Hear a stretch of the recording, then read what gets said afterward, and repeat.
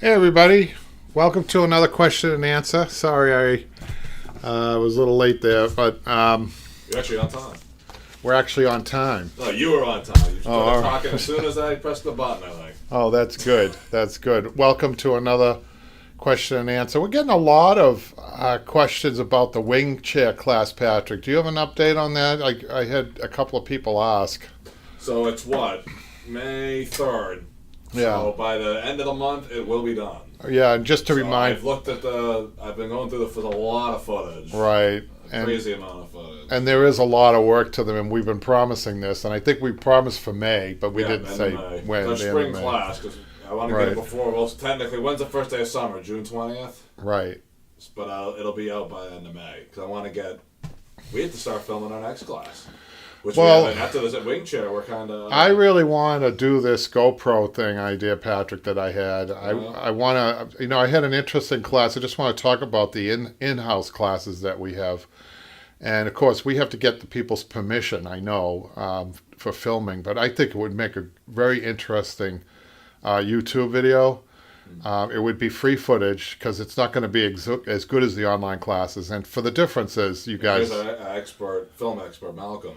Malcolm. So he can maybe help us again. So I'm thinking, Malcolm, of putting a GoPro in my head like they do when they jump out of airplanes. And I know the footage isn't going to be perfect, but I think what's going to be really good is the dialogue that the classes. I mean, we come up with some really good dialogue.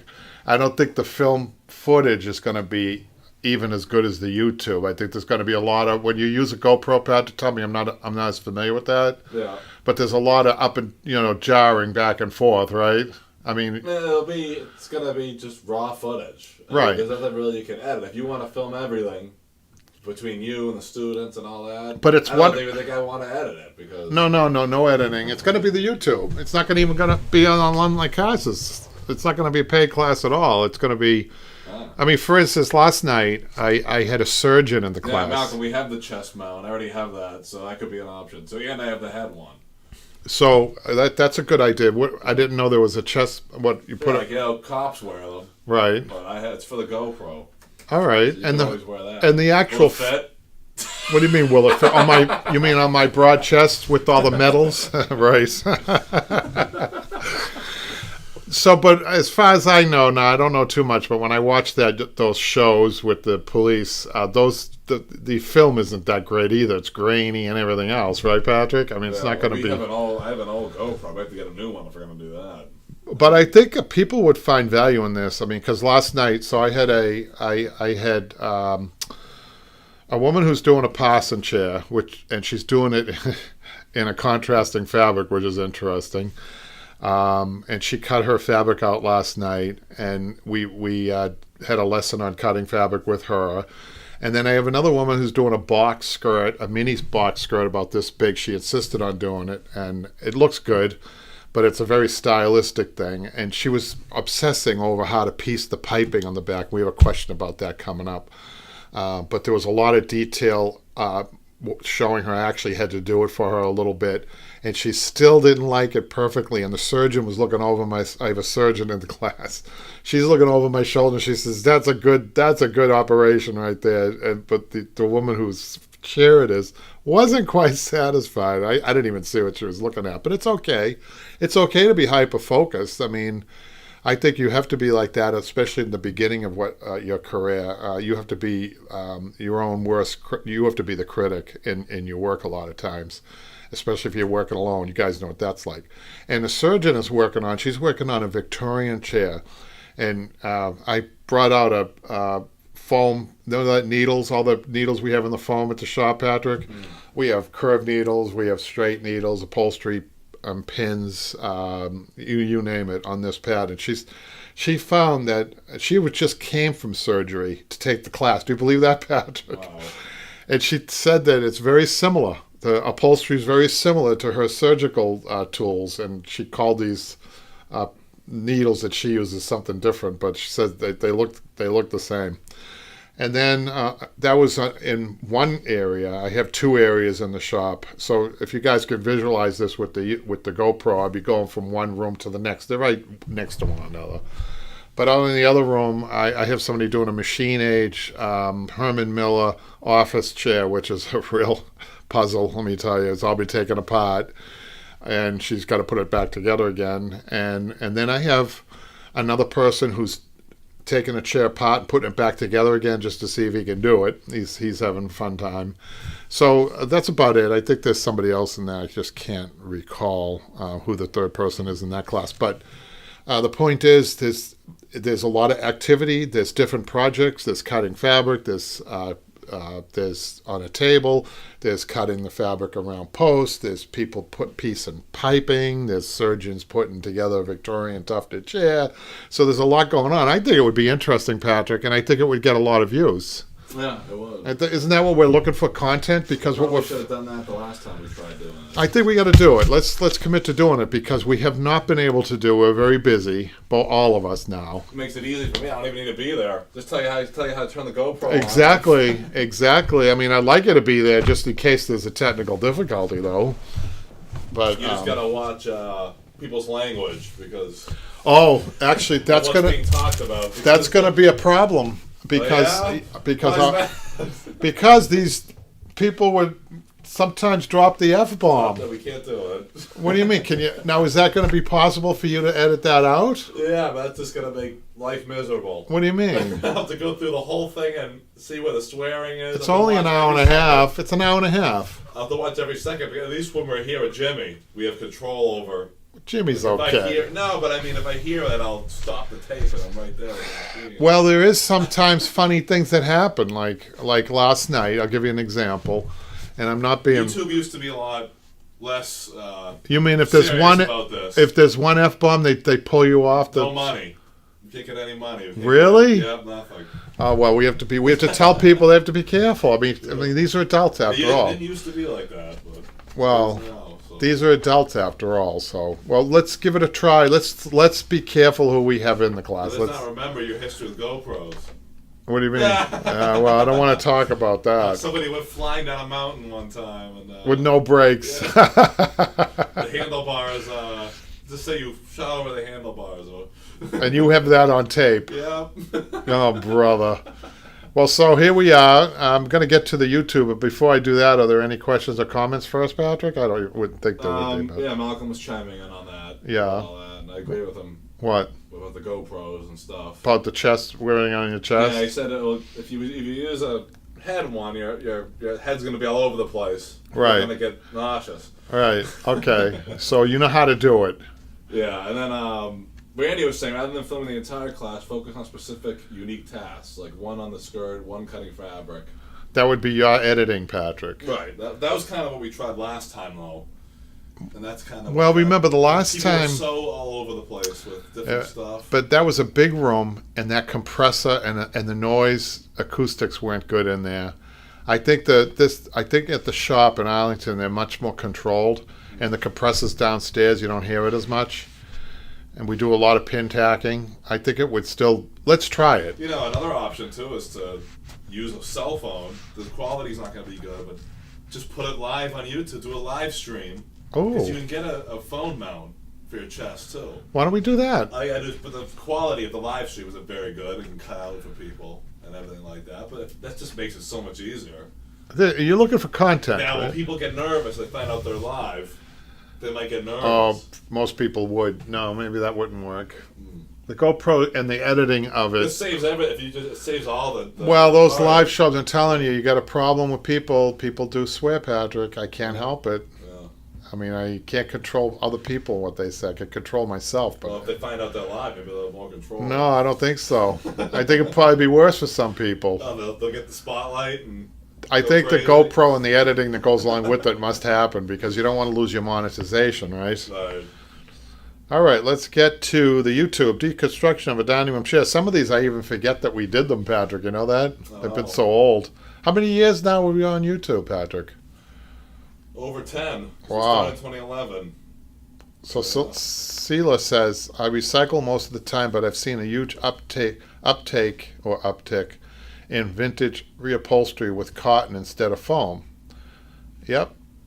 I think in that I talked about how I like to recycle.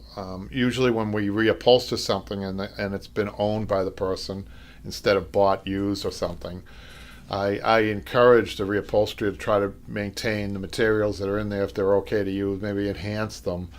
But I think the idea there is to recycle as much as possible, reuse as much as possible. And also that reflects, a lot of people like the idea of paying less, that you pay less if I don't have to use as many materials also. So I think that's what we were talking about. And this one, Basic Cuts, Patrick, that was a popular one. Lucas, haven't heard from him in the live show. He's doing well. Lucas has been with us for a while. He says, good videos for training. Palmita Upholstery, Hilton Head Island, South Carolina. Thanks. Wait a minute, that might be different Lucas. another Lucas, because the Lucas that I know is in Belgium, right? Yeah, Lucas in Belgium, and then we have a Lucas in Hilton Head, South Carolina. I know Hilton Head from the golf. They have the golf there, right, Patrick? Oh, they do? I didn't know that. Yeah, Hilton Head Golf Club, golf course. Dalen says of the fixing a pop button. That was another popular one, Patrick. That's actually the most popular one now. Is it? Yeah. Thank you, sir. So listen, you got a sofa that has a button popped out of it on the inside back that the tufting is pulling away, and you know how to do that. You save a lot of money, and you get a better looking sofa as a result. And then slipcover tips, joining a covered welt. Did Bernice do that one, Patrick, or did I do that one? It was slipcover. It's probably Bernice. I don't remember. Bernice, Julie says that's such a top tip, tapering the cord. I like that, top tip, tapering the cording when you join the piping, or welt as you call it. So what Bernice did on that slipcover tips, joining a covered welt. I forgot she did some YouTube videos, Patrick. How many did she do? 2? Yeah? Yeah, she was going to do one on that curtain we put up. I Yeah. didn't put that one up, though, because that was a bad idea. Really? Not her work, but the idea. Remember the divider? She did a curtain for us. Oh, okay. Oh, right. Wasn't what we were expecting. She was talking about what she's talking about there, just for people to visualize that on that, is when you're joining welting to make a long piece, sometimes you have to piece it. You do a bias seam rather than a straight seam for 2 reasons. The straight seam is more visible, the bias seam isn't, and the bias is stronger than a straight seam. Does that make sense? I'm just trying to visualize it in my own head. And then when you sew the welting inside, you take your salvage and spread it out. Don't put it to one side. That actually displaces it further. If you do a really good job, sometimes you don't even, depending on the fabric. White fabric, forget it. You're going to see anything that you do. But you'd be surprised. A lot of times you don't even see where it's pieced.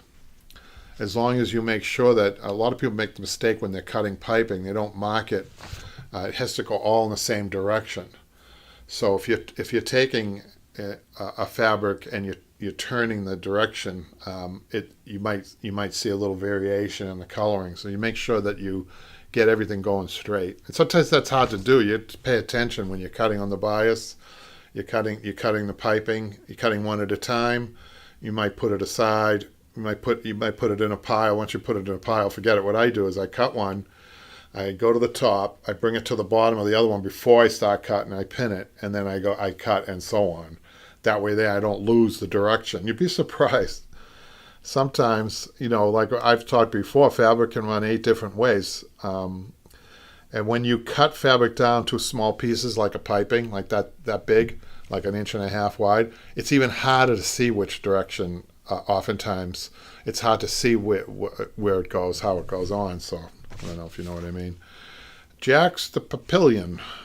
He says about the upholstery show. I have a vintage, this was last week, maybe? I have a vintage chair and the seat is held in by a peg at the front. Is that a normal chair or some kind of makeshift thing? It looks original.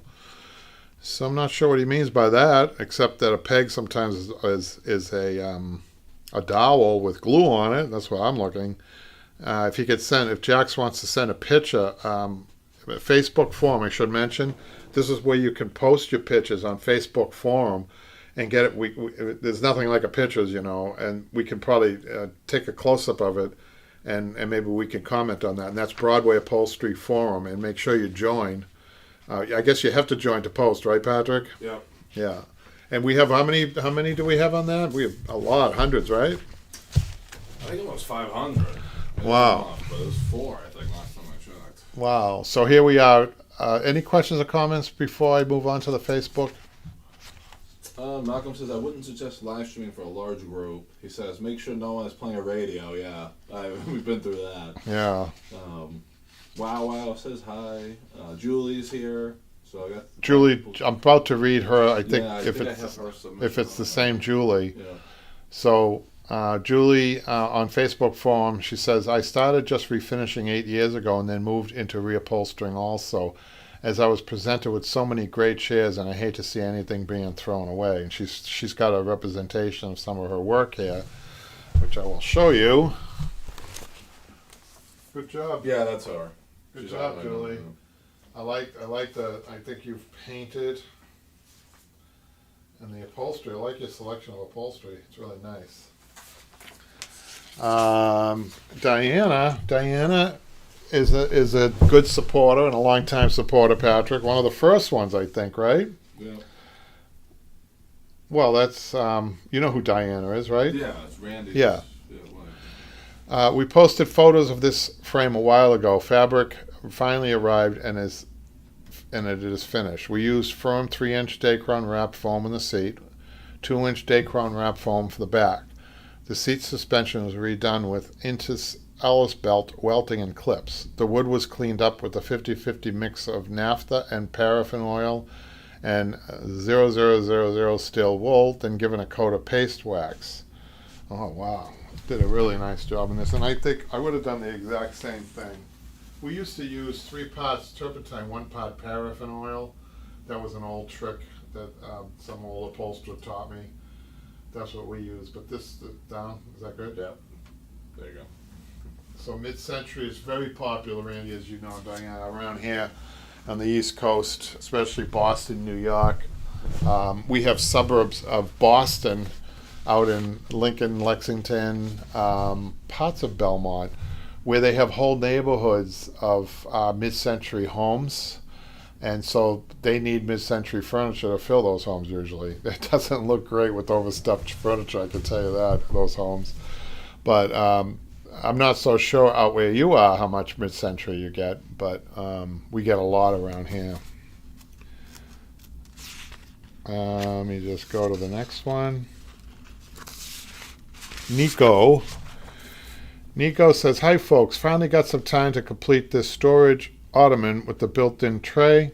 Yeah, that was cool. Yeah, it was missing legs, but found some that really worked well, and I lined the tray with fabric and epoxy resin for a durable surface. These, you know, you guys, I have found that these aren't as easy as they look, and I bet Nico can fill us in on that if she's on there, Patrick. But these are very fussy work on these. She's even got. Has she got the inside done? Can't tell. But I could tell she really worked hard on this. So that detail on these is a little harder than. It's not a straight upholstery job.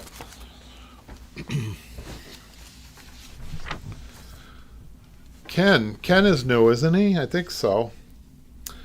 See, Kevin, I talked to you some time ago, and I have a question on a settee. I did the 8-way tie, burlap and edge roll, and rubberized horsehair, and I tend to add cotton to soften the V between the edge roll and the horsehair. Should I add the muslin first, or other layers on cotton and then the muslin? Could you also explain why? So I'm not a huge fan of muslin unless you're going over real horsehair. It's the only time really that I would use it. Muslin is an overrated for its use in upholstery. Let me explain this. What happened with there was a gap in the knowledge base a few years ago, I'd say about 25, 30 years ago, when a lot of people who did slipcovers and draperies transitioned over to upholstery, and they brought their tradition of muslin, a lot of it, and I think they overdid it. the only way the only time muslin is good is for a learning tool. Maybe I know there was an upholsterer that used to teach with muslin, and it's like upholstering twice, though, you guys. And it's not always, like I said, the only reason you would use it professionally, in my opinion, would be when you're going over horsehair. And the reason you want to do that with horsehair, foam is completely ridiculous to use muslin over. Don't do that. There's no purpose in it. Now, I should say, though, this is for professionals. I mean, a professional upholsterer is a little bit better at stretching material without an aid like muslin. Muslin can be an aid for beginners. So depending on where you are, I guess, in your trade. But I can tell you that I don't use it. I very rarely use it. So what I'm looking at here, so he's asking, he did the 8-way tie, the burlap, the edge roll, and the rubberized horsehair. I tend to add cotton to soften the V between the edge roll and the horsehair. I would probably add some foam in there if you're not going to do the horsehair. I know that Ken might be trying to do the natural route, and that's probably why he wants to do the muslin, now that I think of it. If he wants to do the cotton, he could do a 1-inch piece of cotton over the horsehair, or even the cotton over the horsehair, the rubberized horsehair, and then a 1-inch cotton, a 1-inch foam. And the 1-inch foam you staple, and that gets it tight. And then over that, you could put a half layer or a layer of cotton over that, or a layer of Dacron. But he doesn't talk about if he's trying to use all natural materials. He's talking about rubberized horsehair. Oh, maybe he does have horsehair now that I look at this. I don't know. But so he could do a pre-World War II treatment, which is all natural materials, and then with real horsehair, but the muslin's needed over the horsehair. That's the answer.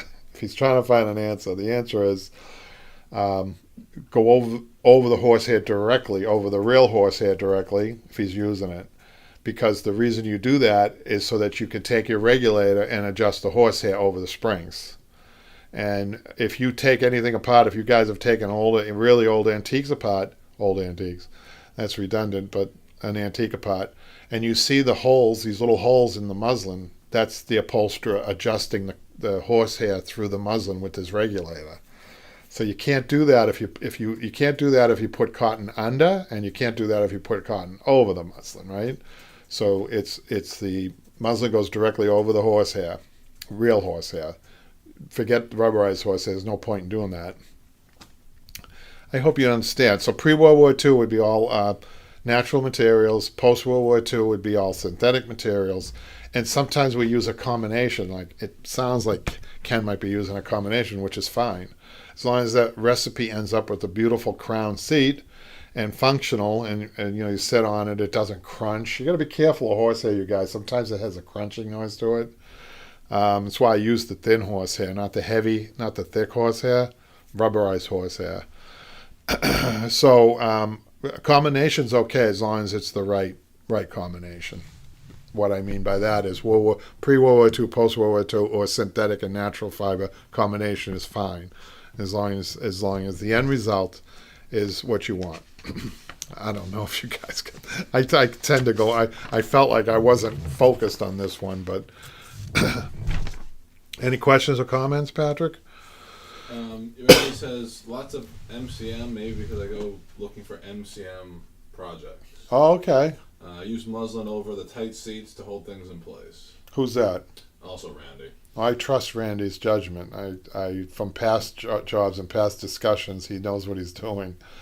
And there's another thing about the form, you guys, the upholstery form, which I like. And Randy, and thank you, Randy and Malcolm and Diana for chiming in occasionally on this show, or more than occasionally. I appreciate that because it just adds more content and more opinions, good opinions to upholstery. But I think I appreciate that. The forum is where you guys can post. If you're looking at this for the first time and this is live, go to the Broadway Upholstery forum on Facebook, join, and you can post any, you get a problem. I sometimes don't even have a chance to answer that people are so quick, and that's fine with me, so quick. And I very rarely have to correct anything on there. because there are upholsterers like Randy and Malcolm on there who are really giving good input, and I appreciate that. It just helps us. Julie posted another one. Is this the same Julie? Julie? Yeah. Let me just see. Yep. Help. This chair has tension springs under the box seat and back. I'm going to leave the back springs. They are covered in a layer of burlap, then foam. The seat has closely set tension springs, then a layer of fabric, then an inch pad, and then a foam box seat. I'm not sure I like the look of the 2 layers of pads in the front. Don't know whether to replace springs with webbing. I thought about connecting the 1-inch pad to the deck somehow, but realized these need to be plenty. And it says see more, but I don't see any. She's looking at the front of this chair. I'll show you. Actually, Randy, this is right up your alley. So that chair looks to me like the original fabric on there, and that to me looks very nicely done. I mean, I know you have to look beyond the padding and the cat damage, I think, to really realize that is how I would. That's my goal, to finish it just like that. So I would say to Julie, I take the approach, if it doesn't need replacing, don't. And I think she has that idea on the back springs, which are very interesting and a lot of detail, that they're covered in burlap. The reason, I don't know if you know why, but they're covered in burlap to keep any squeak down. We were just talking about that. You could be the best upholsterer in the world, but if there's a squeak for any reason at all in a sofa when somebody sits, that's usually to the client a sign of a poor job, and it could be almost anything.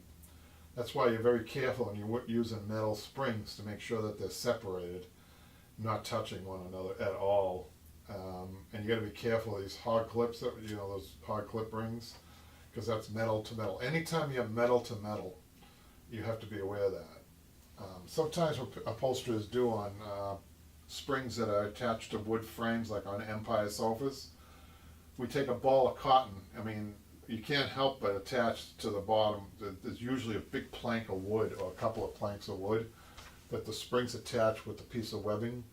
But what we do is take a ball of cotton and put it underneath the bottom rung, so that when somebody sits down, that rung's not hitting the wood. That can make a noise too. So you have to be really aware of these things, because you can imagine getting that done and then having that noise of a spring hitting the wood and the customer complaining. You're in trouble, because you have to take the whole thing apart and get at it. So be aware of that stuff. You learn something new every day, right? Okay, so Patrick, any other questions or comments? Because I think says he saw that post. I would not restyle. Yeah, I agree. Randy agrees with me, and I like it. If you can answer that, Randy, if you don't mind, let her know. Well, she's watching right now, isn't she? Isn't Julie on there? Yes. Okay. Hope that helped, Julie. All right. So, Michaela, do you want to come here and read? So we got some estimates, and I think some people are depending on this part. Yeah, the last couple of weeks we've been slow, so hopefully we got a bunch. I hope so. We can even repeat some too, Michaela, if you want. But Michaela's going to come over here and read to me some of these. This is her. She's become the fan favorite, I think, because it's her. It's Michaela. It's Michaela's personality. Come on in, Michaela. You only hear her, right? Yeah. Has she ever been spotted on camera? Michaela, go in front of the camera.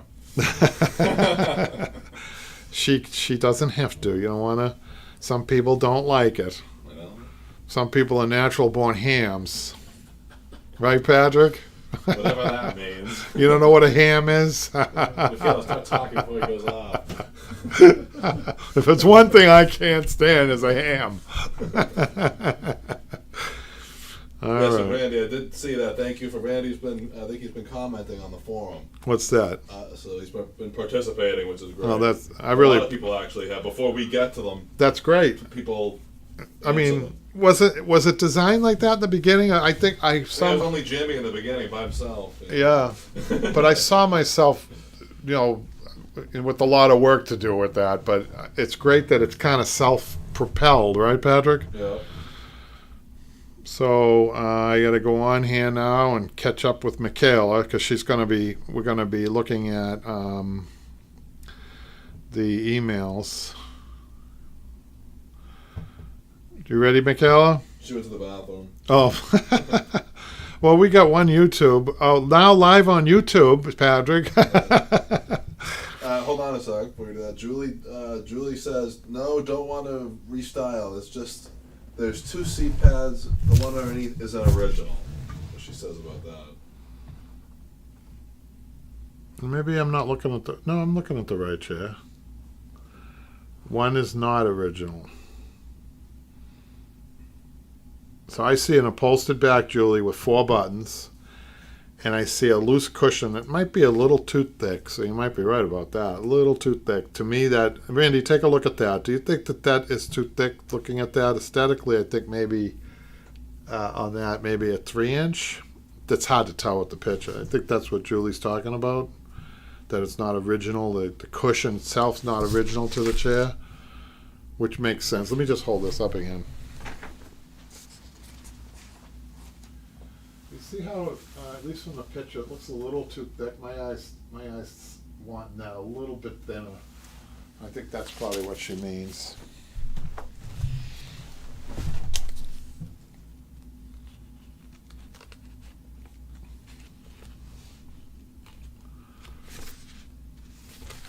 I think I'll start reading these. So I just gave an estimate for some unusual chairs. We don't see a lot of these. Let me just get to the original. I have a couch and a chair I am interested in having refinished. I don't do refinishing at the shop, but I have a partner now that I recommend. So it gets to them first. They're both wood frame with upholstered cushions. But what she doesn't tell me is that they were also self-decked, which is work. There's work to that. So they're loose cushions and they're self-decked. Is this something your company can both refinish and reupholster? If so, do you assist in sourcing the reupholstery material? Is it something I would need to source? So I gave this estimate at $975 for the... Let me just show you a picture that she has. If I can find the picture. Well, it doesn't matter. You guys can visualize. It's a loose cushion and it's a loose cushion chair with a seat and a back cushion and a deck. So I told her $975 on that for labor, and then on the couch I told her $1,900 because it's 3 cushions on the seats, 3 cushions on the back, and a decking. And then she responded. And I didn't even get to the refinishing part of this. This is interesting, and she's already saying that that's too much money. So we didn't get halfway through the estimate on that one, Michaela. So what's interesting about that is it's cherry wood. They're really beautiful, but people come in with price points. They come in with a prejudice sometimes. Usually, it's hardly ever. Oh, that's less than I thought. Hardly ever. Randy, you know about that, right? It's always, oh, that's a little bit more than, we're expecting, things like that. So why is that? Because the market is flooded with new furniture stores and offering all kinds of crazy sale prices and everything. And people do get it. In this area, there was a big box store that would advertise consistently for years on this, sofa, $9.99, $9.99, $9.99. By the time we get to people, they have this set price, and it's kind of hard.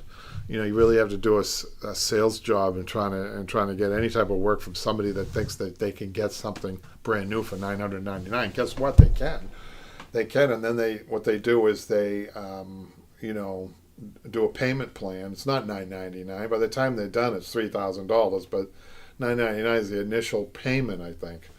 I don't know. So there's that we have to contend with. Do you want to catch up with me and read me some of these? Yeah. So the next one, we started this one already. Amelia. Amanda? Amelia. Oh, okay. Studio class. Do you want to read that?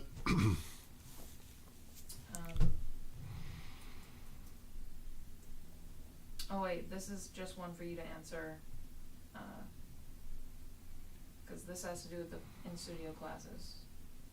Well, you can read that if you want, just to give people an idea what we're doing. They're interested. So the latest email says, "Hi Kevin, I'm enrolling in the Thursday evening DIY class this spring. I'm working on a bunch of dining room chairs. Last class I wasn't sure about replacing the seat fabric or just having them cleaned. Given the condition of some of the chairs, we'll need to replace the fabric after all. I'm trying to do as much as I can do between classes. So far I've been removing the cambric.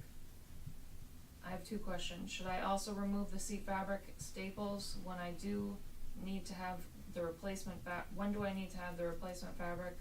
Can I keep working on the chairs for a class or 2 without new upholstery fabric? I haven't quite found what I'm looking for yet, but I'm actively looking. Please let me know what you think."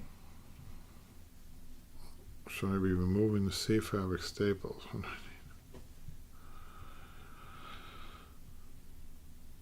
Yeah, just tell her to come in with it. She can keep working on them in class.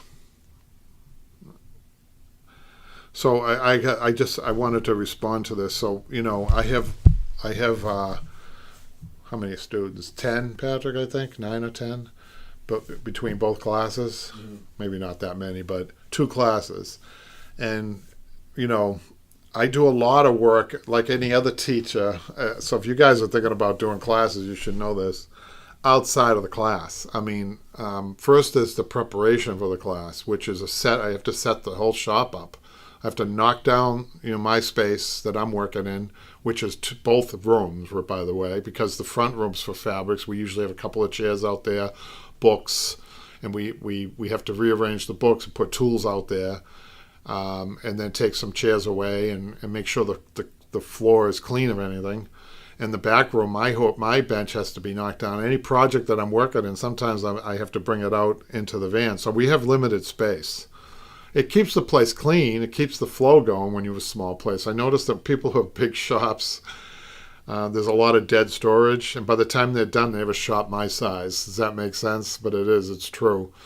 If you're in a shop, if your shop is starting to collect pieces that aren't moving at all, you got a problem. You should reevaluate what you're doing.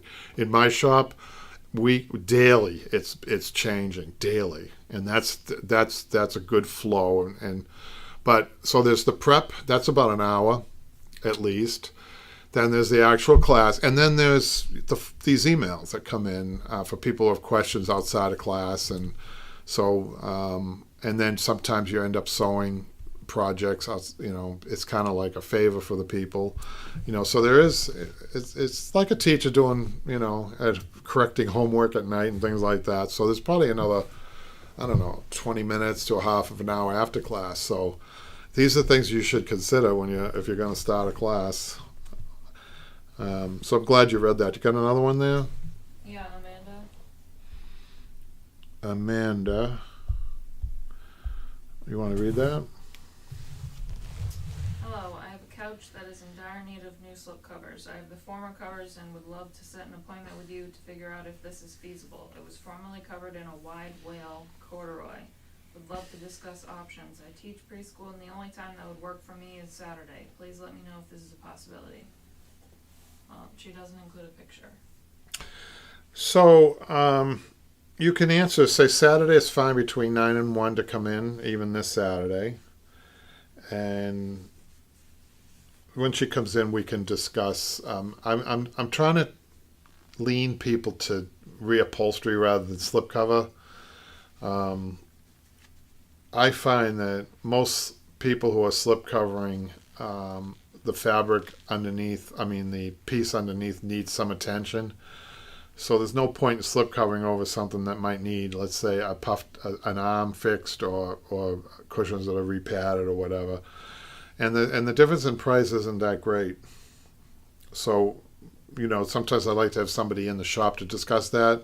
So we won't go into anything. We'll just, if she wants to come in, you gave her the hours, right? Mm-hmm. Okay.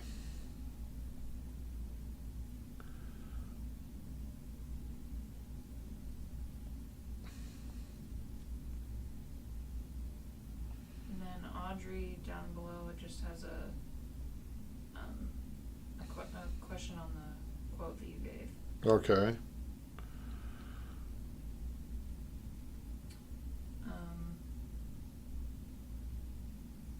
You get so should I read from the beginning? Yeah, sure. Hi, I'm interested in a quote to get 4 vintage woven cushion covers cleaned and their inside foam replaced. They're from a pair of 1960s duck scissor chairs, and we're not sure what type of fiber the cushions are made from. The covers are in relatively good shape, no major stains or anything, but the foams inside has started to deteriorate. I've attached some pictures of them and their sizes. I thank you so much in advance. Looking forward to hearing from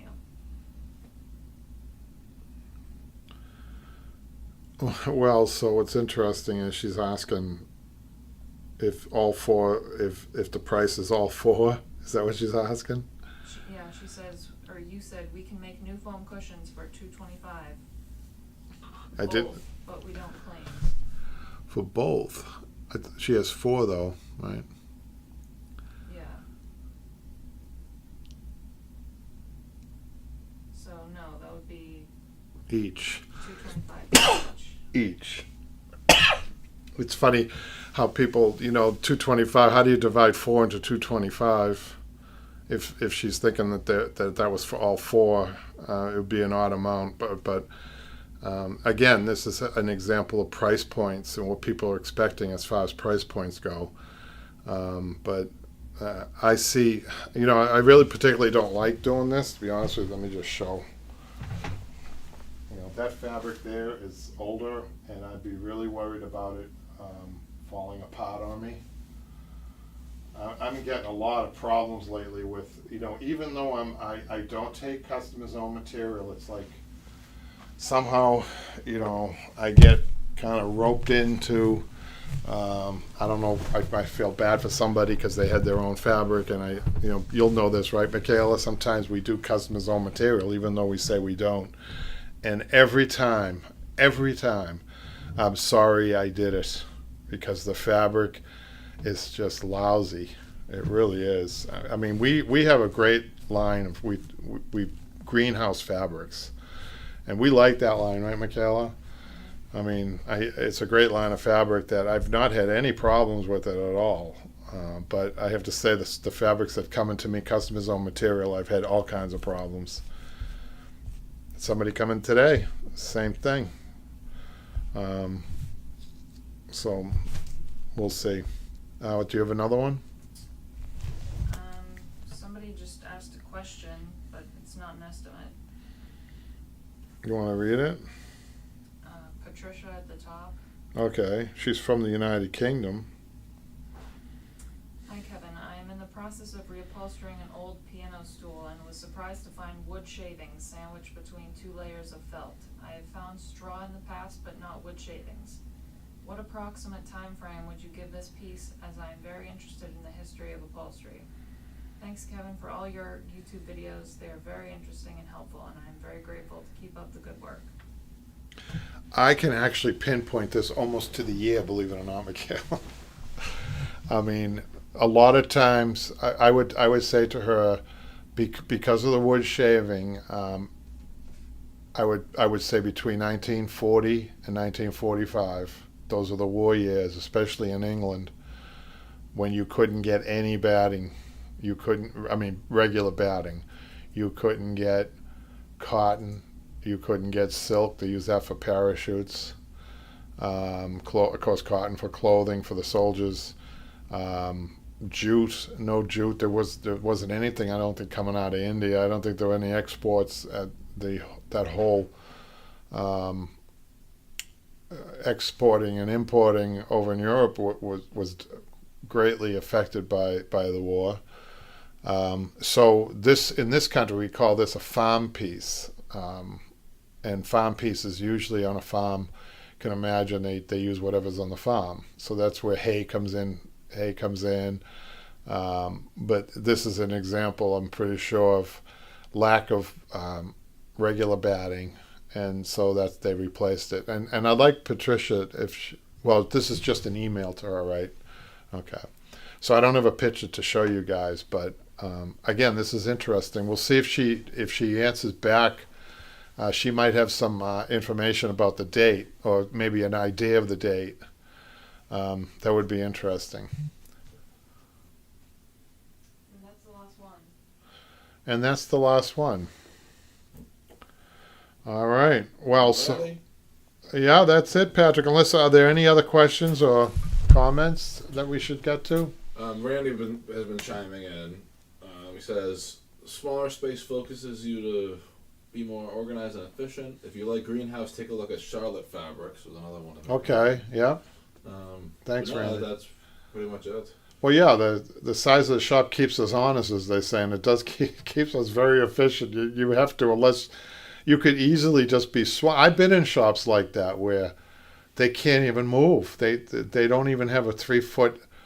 You know, you'd be surprised how hard I work to keep a 3-foot perimeter around my horses.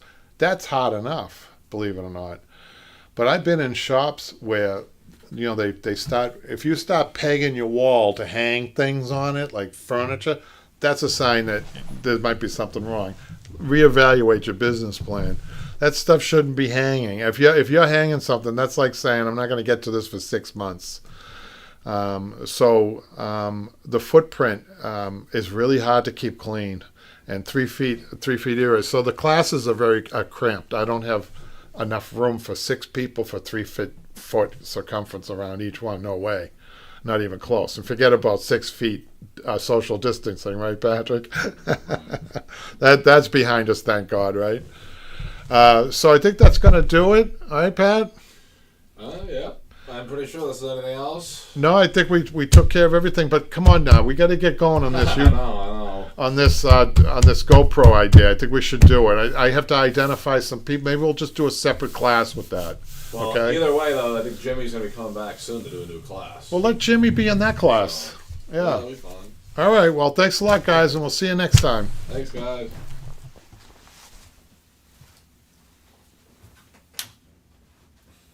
That it?